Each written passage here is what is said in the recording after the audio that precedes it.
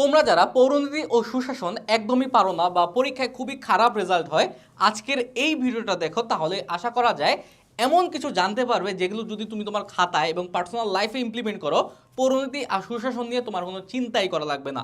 100% number পাওয়া খুব easy হয়ে যাবে।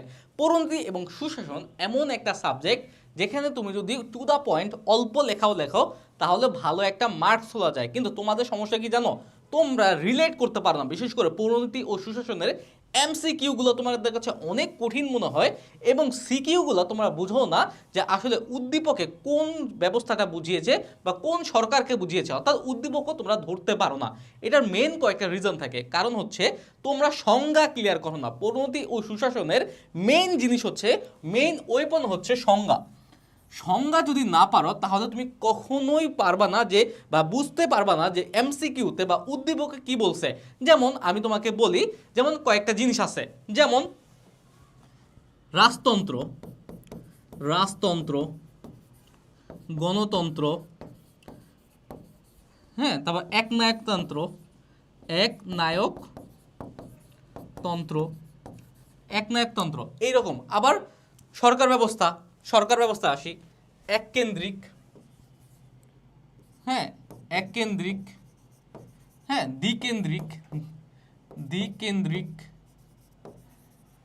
হ্যাঁ, আবার আছে তোমার প্রাদেশিক, তারপরে কেন্দ্রীয়, এইরকম অনেক কিছু আছে। এই টার্মগুলোর জন্য তোমার অবশ্যই প্রত্যেকটা ডেফিনেশন বা সংজ্ঞা জানাটা একান্ত জরুরি।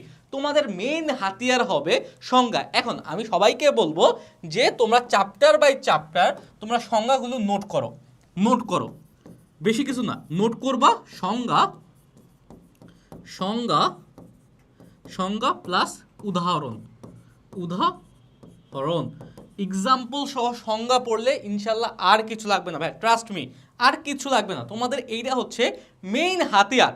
ওকে, আর মূল ধারণাগুলো শতভাগ পরিষ্কার রাখবা।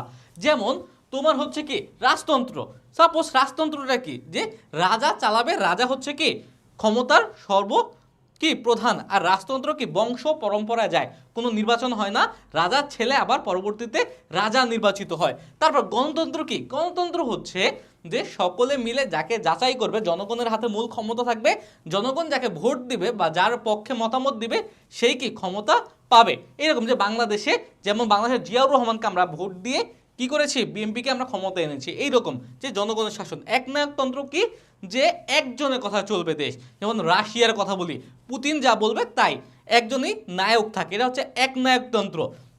এইরকম অনেক টার্ম তোমাদের এই বইয়ে আছে, এই টার্মগুলো তোমাদের ভালোভাবে জানা লাগবে। তারপর আসি যে এককেন্দ্রিক সরকার, আবার দ্বিকেন্দ্রিক সরকার। এককেন্দ্রিক কি, যে কেন্দ্র থেকে একটাই কেন্দ্র থাকে, বাংলাদেশ। দ্বিকেন্দ্রিক সরকার কি, যেমন ইন্ডিয়া, কেন্দ্রও থাকে আবার প্রদেশও ভাগ করা থাকে, বড় বড় রাষ্ট্রগুলো এরকম দ্বিকেন্দ্রিক থাকে বা প্রাদেশিক থাকে। এইরকম তোমাদের প্রত্যেকটা জিনিস নোট করে উদাহরণ সহ কি নোট করে রাখবা, সংজ্ঞা এবং উদাহরণ দেশ সহ। যেমন রাজতন্ত্র কোন দেশে আছে, রাজতন্ত্র সৌদি আরব আছে। গণতন্ত্র কোন দেশে আছে, বাংলাদেশে আছে, ইন্ডিয়া আছে। একনায়কতন্ত্র কোথায় আছে, রাশিয়া আছে, চায়না আছে। এইরকম করে প্রত্যেকটা জিনিস তোমরা কি লিখে রাখবা উদাহরণ সহ। তারপর এককেন্দ্রিক কি, বাংলাদেশ। দ্বিকেন্দ্রিক কি, তুমি বলতে পারো ইউএসএ, ইন্ডিয়া, বড় বড় রাষ্ট্রগুলো।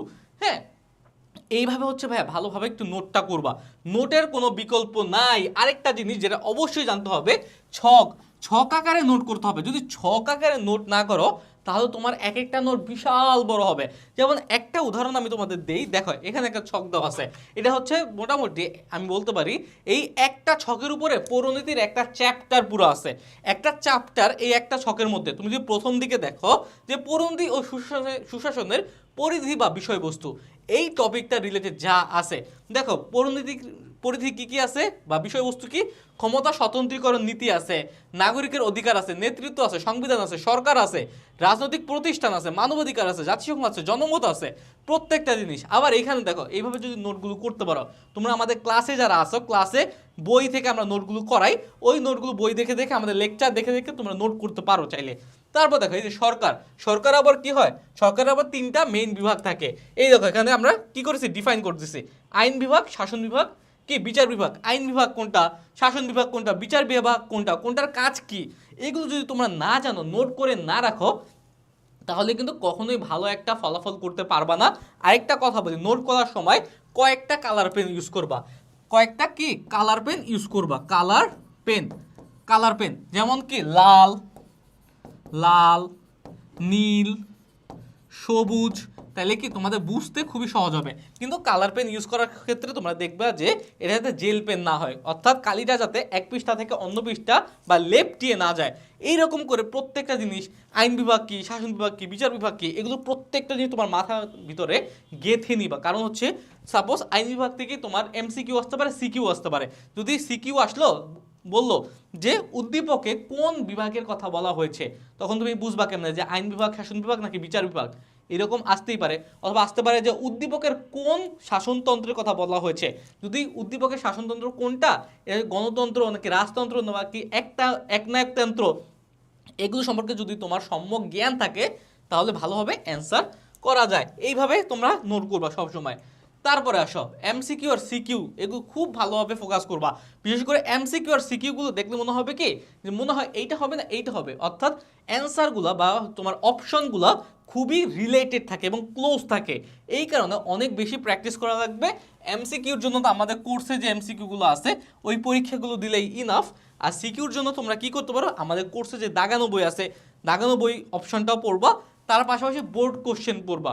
বোর্ড কোশ্চেন পড়লে এবং দাগানো বই পড়লে অবশ্যই হয়ে যাবে। ওকে, তার মানে আমাদের পরিণতি ও সুশাসন ভালো করার জন্য জাস্ট কয়েকটা জিনিস মাথায় রাখতে হবে। এক হচ্ছে প্রত্যেকটা জিনিসের সংজ্ঞা, 100% ক্লিয়ার ধারণা, উদাহরণ, উদাহরণ সহ সংজ্ঞা। তারপরে আসো 2 নম্বরে কি করতে হবে, ভালো একটা নোট করতে হবে। নোটে অবশ্যই ছক থাকতে হবে। তোমার সিকিউ অ্যান্সার করার সময় যদি ছক দিয়ে বা একটা চিত্র এঁকে যদি অ্যান্সার করো তাহলে একটা সৃজনশীলে 10-এ 9 পাওয়া কোনো ব্যাপারই না। ওকে, তারপরে দেখো এইভাবে করবা। তারপরে আরেকটা জিনিস যেটা বারবার করবা, রিভিশন দিবা, রিভিশন দিবা, রিভিশন দিবা। রিভিশন না দিলে কিন্তু হবে না। পরিণতি এবং সুশাসন এমন যে যদি রিভিশন দেওয়া থাকে এবং তোমার মেইন পয়েন্টগুলো লেখা থাকে, জানা থাকে, এবং তুমি যদি টু দ্য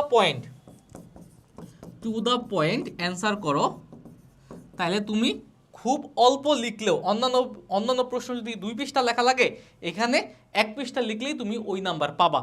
ওকে, এটা শিওর থাকো। কিন্তু টু দ্য পয়েন্ট লেখা লাগবে। আর কি পয়েন্টগুলো মাথায় রাখবা, চেষ্টা করবা যে কি পয়েন্ট দিয়ে বা পয়েন্ট আকারে লেখার জন্য। ওকে, তাহলে ভালো করবা ইনশাল্লাহ।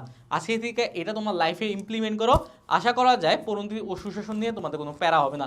আর তোমরা যারা পরিণতি ও সুশাসন সহ বাংলা, ইংলিশ, আইসিটি এবং মানবিকের সকল বিষয়ের উপর একটা অনলাইনে কোর্স খুঁজছো, তোমরা আমাদের কোর্সে চলে যেতে পারো। আমাদের কোর্স লিঙ্ক কমেন্টে দেওয়া আছে।